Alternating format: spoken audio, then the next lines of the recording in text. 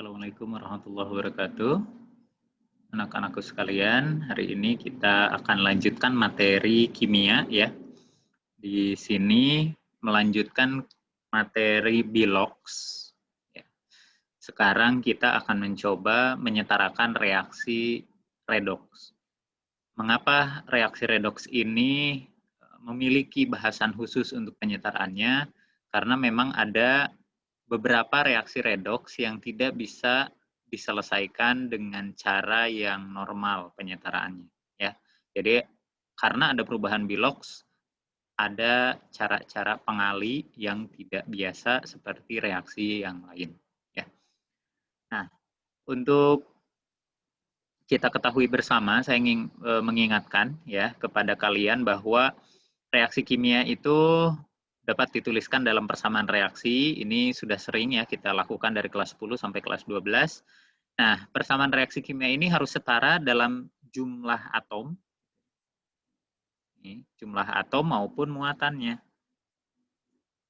Jadi ada dua hal yang harus kita setarakan, yaitu jumlah atomnya di kiri berapa, di kanan berapa, muatannya pun kalau memang itu adalah reaksi bukan yang utuh ya, yang berupa ion, maka muatan di kiri harus sama dengan muatan di sebelah kanan. Nah, ini tentunya kenapa harus setara ya, kita kenal ada yang bernama Antoine Lavoisier atau Lavoisier, ada yang dia katakan mengenai hukum kekekalan massa, bahwa massa zat sebelum reaksi akan sama dengan massa zat setelah reaksi. Makanya jumlah atom dan muatan itu harus sama ya. Nah, persamaan reaksi kimia itu ada dua sebenarnya. Reaksi kimia itu ada reaksi asam basa tentunya, kemudian ada reaksi redoks. Nah, reaksi asam basa inilah yang sederhana sekali untuk kita setarakan ya. Ini tidak perlu menggunakan perhitungan yang lain.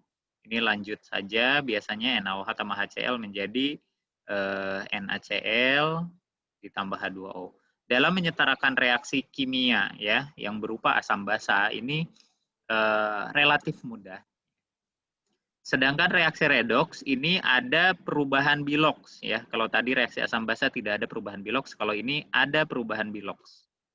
Nah, perubahan bilox ini tentunya mengakibatkan penyetaraan reaksi redoks itu tidak biasa. Memerlukan langkah-langkah yang tepat agar bisa menyetarakan sesuai dengan yang seharusnya. Ada memang yang sederhana, contohnya ini. Saya punya natrium bereaksi dengan air.